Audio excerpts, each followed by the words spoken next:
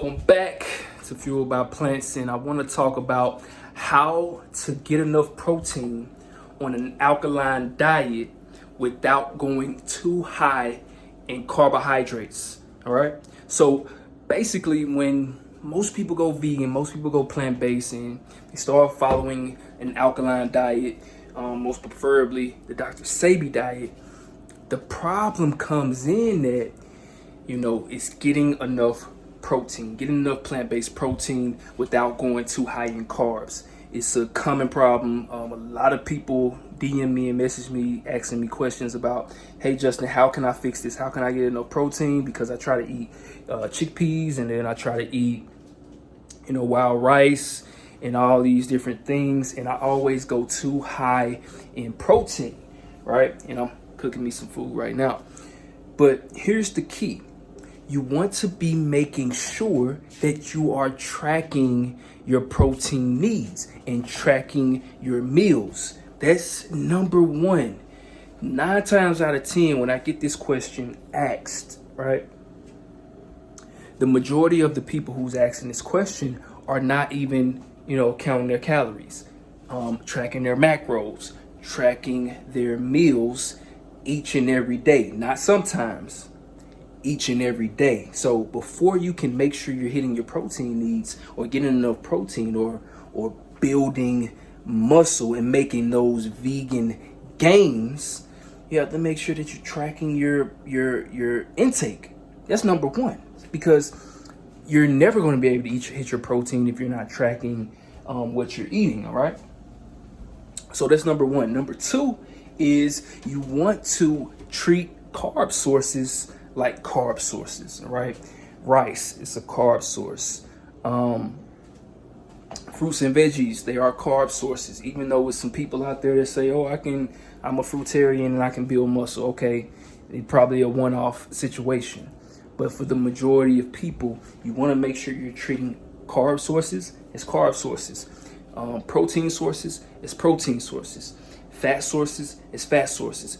Nuts and seeds, fat sources, right? Carb sources, fruits, beans, on the alkaline diet, chickpeas and things like that. Those are carb sources, all right? And also with the protein, you want to treat protein sources as protein, like spirulina, all right? Quinoa is a good one. Hemp is a better one, all right? Pumpkin seeds, it's a better one.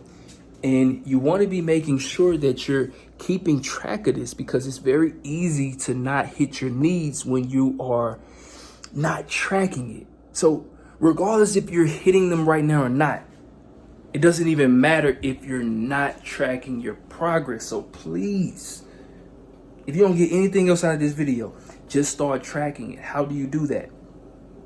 Well, MyFitnessPal is one app, a free app that you can use to track what you're eating on a daily basis. That way you can know what you're getting, because right now chances are you don't even know how much protein you're getting, right? So it's useless to know the right protein sources. So you want to make sure you know how much you're getting. So you can use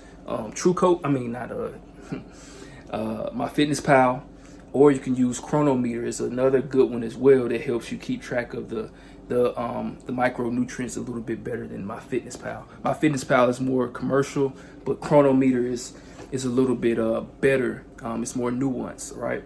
You can learn more on that one. But that's really the main two things, all right? First, you have to know what you're getting so far, tracking your meal intake.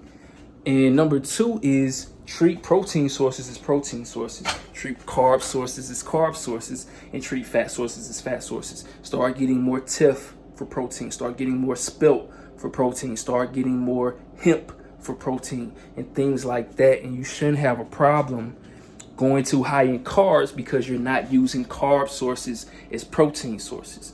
And I hope this is making sense. If so, make sure you like, comment, subscribe.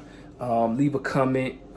If this was helpful, I'll make more videos about this, because I know a lot of people are struggling with getting enough protein on an alkaline diet. And I want to help. Right? I want to help as many people as possibly can. I'm not trying to sell you anything. I have absolutely nothing to sell. All I want to do is help more people go vegan, because the more people go vegan, the less harm to the environment, no animals have to die, and also you'll be a much healthier human being, because meat is destruction and death. All right. So till next time, fuel yourself, don't fool yourself. Also, if you need help with meal planning and recipes, get my free vegan recipe book below, absolutely free of charge, no strings attached. Just help me out with a processing fee, and it's all yours, absolutely free. Send it right over to you. All right. Fuel yourself, don't fool yourself. Peace out.